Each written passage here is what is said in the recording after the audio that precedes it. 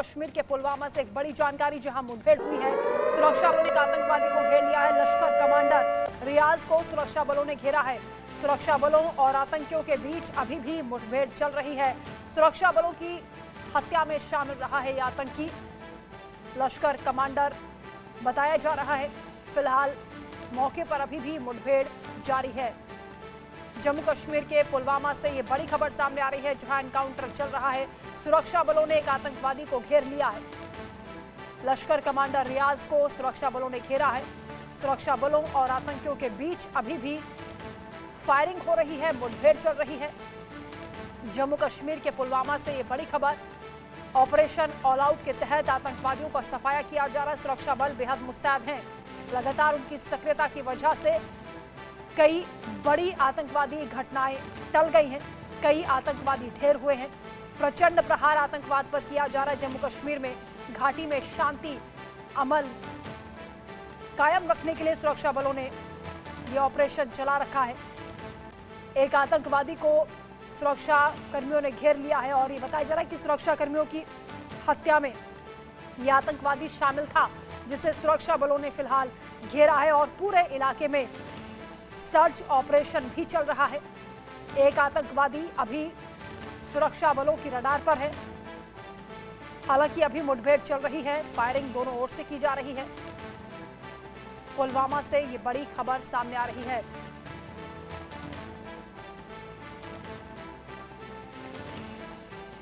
संवाददाता आशिक मीर हमारे साथ जुड़ रहे हैं। आशिक, ये मुठभेड़ की खबर सामने आ रही है। एक आतंकवादी को घेर रखा है। क्या कितने आतंकी वहां पर छुपे हो सकते हैं?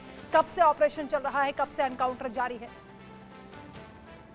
बिल्कुल, आज सुबह ये खबर आई दक्षिण कश्मीर के पुलवामा के निहामा गांव से, जहां पर बताया जा रहा है कि 2 आतंकी एक घर में छुपे हुए थे, जिसके बाद सिक्योरिटी फोर्सेस को इतला मिली थी कि इस घर में जो है आतंकी छुपे हुए थे। सिक्योरिटी फोर्सेस की टीम, जिनमें आर्मी और सीआरपीएफ और जम्मू कश्मीर पुलिस की नफरी, ने इस पूरे इलाके को घेरे में ले लिया। और जो ही सिक्योरिटी फोर्सेस की नफरी आगे बढ़ी तो आतंकियों ने सिक्योरिटी फोर्सेस पर फायरिंग की, जिसके बाद दोनों तरफ से गोलियों की गनगन जो है इस पूरे इलाके में सुनाई दी गई। फिलहाल आखिरी इतला मिलने तक गोलियों की आवाजें अभी भी सुनाई दी रही है। सिक्योरिटी फोर्सेस के मुताबिक, एक अफसर के मुताबिक, वहां पर लश्कर के कमांडर छुपे हुए हैं और उनके साथ और एक आतंकी भी है, जो कि वहीं का मुकामी लोकल है। लेकिन फिलहाल इस हवाले से जम्मू कश्मीर पुलिस ने भी जो है एक ट्वीट करके इस बात की इतला दी है कि इस इलाके में जो है 2 आतंकी एक घर में छुपे हुए हैं। दक्षिणी कश्मीर के इलाके की अगर हम बात करें तो लगातार सेना की तरफ से इन इलाकों में ऑपरेशन चलाया जा रहा है, जिसको लेकर आज सुबह जो है एक बड़ा ऑपरेशन चलाया गया। और इस ऑपरेशन में फिलहाल अभी की ताजा इतला मिलने तक इलाके में अभी भी दोनों तरफ से गोलियों का तबादला जो है जारी है। जी आशिक, जिस आतंकवादी रियाज को इस वक्त सुरक्षा बलों ने घेर रखा है, उसका बैकग्राउंड जरा बताएं। किन किन घटनाओं में वो शामिल रहा है? देखिए, अगर हम दक्षिणी कश्मीर की बात करें तो बीते कुछ महीनों से दक्षिणी कश्मीर काफी ज्यादा वोलेटाइल रहा। कई ज्यादा टारगेट किलिंग्स भी हमने देखी, नॉन लोकल किलिंग्स भी हमने देखी। बताया जा रहा है कि कई सारी नॉन लोकल किलिंग्स में रियाज जो है काफी मुलव्वस था और काफी टाइम से ये इन इलाकों में एक्टिव रहा है। और खास तौर पर आतंक फैलाने के हवाले से रियाज ने काफी काम किया है इन इलाकों में। और अगर हम इलेक्शंस की बात करें तो यहाँ पर लोकसभा इलेक्शंस चल रहे थे, तो लोकसभा इलेक्शंस में लोगों के बीच में डर फैलाने का काम जो है रियाज कर रहा था, क्योंकि रियाज और पाकिस्तान में बैठे रियाज के आका ये नहीं चाहते थे कि जहां जिस हिसाब से यहाँ पर वोटिंग हुई, चाहे हम नॉर्थ कश्मीर की बात करें, सेंट्रल कश्मीर की बात करें, एक रिकॉर्ड तोड़ वोटिंग हुई। लोग खुल के घरों से बाहर निकले और इसी तरह की वोटिंग जो है दक्षिणी कश्मीर में भी हमें देखने को मिली। यानी एक डर रहता था आतंकियों का, जब भी आतंकी इन इलाकों में लोगों को हिरास करते थे कि आप वोट डालने के लिए ना निकले। और जिस हिसाब से वोटिंग वहां पर हुई और इसी तरह की घटनाएं जो है रियाज अंजाम दे रहे थे नॉन लोकल्स। और हाल ही में हमने देखा है कि बीजेपी से एफिलेटेड एक सरपंच को भी गोलियों का निशाना बना दिया, उनको भी मारा गया।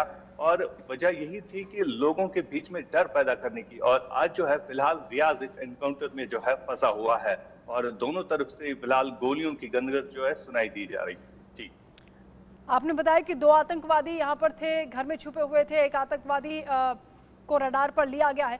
ये बताएं कि और भी क्या इनके ग्रुप के आसपास आतंकवादी छुपे हो सकते हैं, भौगोलिक परिस्थितियां यहाँ पर क्या हैं, कितना चैलेंज है आतंकवादियों को पकड़ने के लिए सुरक्षा बलों के बीच, क्योंकि लगातार सक्रियता हालांकि देखी जा रही है कि बाद कई घटनाओं को नाकाम भी किया है सुरक्षा बलों ने, लेकिन आतंकवादियों की जो घुसपैठ की कोशिश है, जो टारगेट किलिंग की घटनाएं हुई हैं, उसको लेकर जो खतरनाक मंसूबे दिखाई देते हैं, कितना बड़ा चैलेंज है सुरक्षा बलों के लिए?